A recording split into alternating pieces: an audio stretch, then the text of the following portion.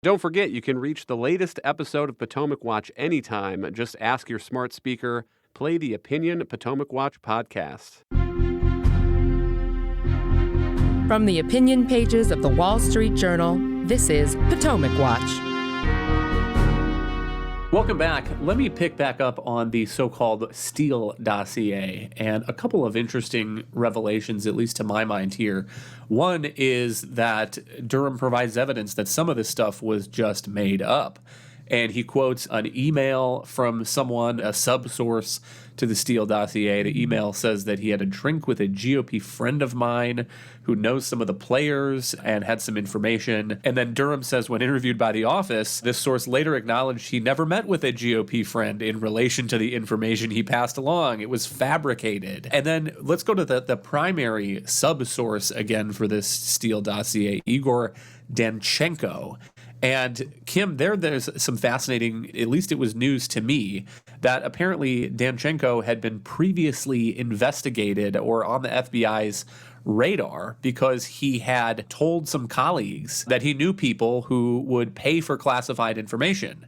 So there were previous red flags about him potentially being a Russian asset. And then that investigation was apparently dropped when the FBI mistakenly got the impression that he had left the country and went back to Russia. And Kim, again, I'm pulling my hair out here to figure out how they goofed this up so badly. Yeah, I mean, again, I guess you'd want to decide whether or not they goofed it up or whether or not this was intentional. I mean, I lean toward the latter. Because at a certain point, after you read 300 pages of this, it's simply impossible that they could be that incompetent. And there are certain things that just simply can't be written away on incompetence. I mean, look, by the end of 2016, they had found out from Christopher Steele, the author of this dossier, who his primary subsource was, Danchenko. Nobody bothered to look at this guy's past, even though he was a Russian national, probably because they were worried about what they would find. And then they began to debrief him, and it turns out that most of what he said didn't add up. And yet, and this is a signal part of the Durham Report, they continued to claim that he was reliable as they went in front of the Foreign Intelligence Surveillance Court and continued to ask for more warrants to eavesdrop on Carter Page, a member of, a one-time member of the Trump campaign. There are other things, a little bit of digging or research. It was clearly available and found by the Durham team was that one of the people who probably gave information to the dossier was a Democratic operator named Charles Dolan. And yet the FBI, had access to his name, but never went and interviewed him. And again, the report actually sort of states this at a certain point, that there's just this feeling that the team did not want to go anywhere that was going to undermine the narrative it had chosen to glom onto because it wanted to investigate Trump. It wanted to find something there.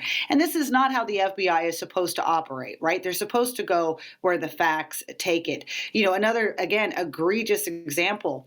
On several occasions, the FBI had confidential human sources, people who were working for the FBI, surreptitiously tape conversations with George Papadopoulos and Carter Page, in which they led them into discussions about Russia. In all of those occasions, both Page and Papadopoulos offered exculpatory information, made statements that very clearly suggested that nothing was happening. And those are the sort of things you're supposed to go to the FISA court with and tell truthfully. They didn't do it. So after a while, this isn't errors or omissions. This is the FBI choosing to break with its standard protocols and most of the rules it's supposed to follow because it wanted to do this investigation. Let's go to some of the political reaction, and first to some of the Republicans running for the presidency in 2024. Nikki Haley says heads need to roll over this. Anybody that touched it or had a part in it needs to be fired, and every one of their senior managers needs to be fired. The FBI has lost complete credibility when it comes to this. They have a lot of fixing to do to get the trust back of the American people. Governor Ron DeSantis of Florida says the Durham Report confirmed what we already knew. Weaponized federal agencies manufactured a false conspiracy theory about Trump-Russia collusion. And let's not leave out President Trump on Truth Social saying after extensive research, Special Counsel John Durham concludes the FBI never should have launched the Trump-Russia probe. In other words, the American public was scammed, just as it is being scammed right now by those who don't want to see greatness for America. Kate, what do you make of that, and particularly Durham's take on this idea of changing or reforming the FBI? I mean, he seems to say that, what we don't need new rules for FBI agents to be trained on and to follow. We just need to go back to the old-fashioned principles of following the rules that are already in place. Well, Kyle, first of all, I think as a matter of politics, the ramifications here really are that the public is going to lose confidence and has lost tons of confidence in this institution. And that's a real problem. I mean, I think you saw the FBI's response to this report was basically, we already took corrective actions, nothing to see here. So there's definitely a sense that they don't grasp the magnitude of the loss in confidence. But to Durham's point, he also says the system runs on the integrity of the people in the office. And there seems to have been a breakdown here, and this, at best, a confirmation bias problem and a need to believe their own assumptions. I would put out one more thing, Kyle, which is that I do think this should also launch some introspection in the press that probably won't happen, but is nonetheless important. Some of these allegations took on an air of truth because they were repeated in various press outlets. And so basically, the Clinton campaign would say, oh, look at this press report on these true allegations, when really the underlying document came from someone working for the Clinton campaign, for instance. So these kinds of circular reinforcement of these claims that aren't true, that the public now has some dim sense that maybe Trump colluded with Russia when there's no basis to it. I think in addition to the FBI, we really do need some introspection there, or the press is going to lose even more trust with the public as well. Kim, what do you make of that? I'm not holding my breath for some introspection on this point. I mean, there seems to be a lot of focus on the fact that there are no new prosecutions coming from John Durham as he wraps up his work. There's also a lot of focus on the amount of money that he spent. I'm seeing that in a lot of these stories. Cost taxpayers more than $6.5 million.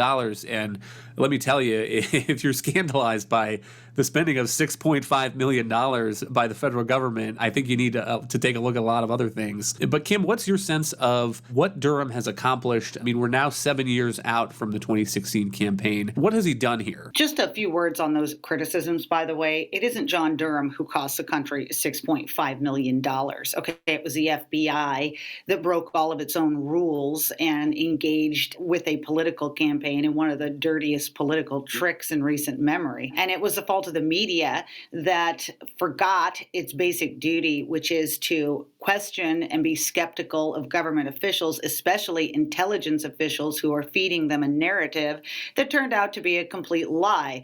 So there was a lot of people that cost the government $6.5 million, but it wasn't Durham who was simply trying to get the information and the truth out to the U.S. Also on this issue of no more prosecutions, I thought that he actually deserves credit. The report points out that there is no provision in the law for people who make very bad judgments, even horribly bad judgments. That's the word that he uses in there. And that just because something was an injustice, just because something was inappropriate, it doesn't necessarily mean it was illegal.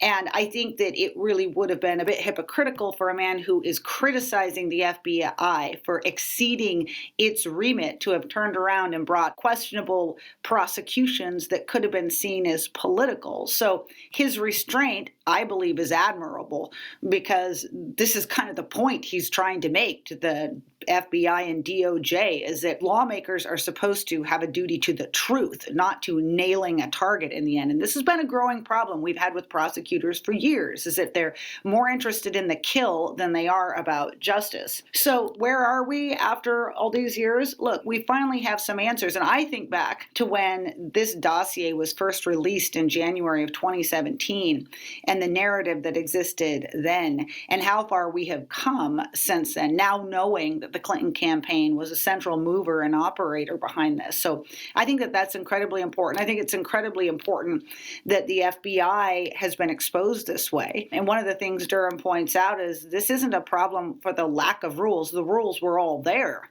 You don't need new rules. The problem was people who decided not to follow them. So what you need is a better class of character and more integrity in senior leadership. I think that's a lesson for Washington and future presidents to take on board.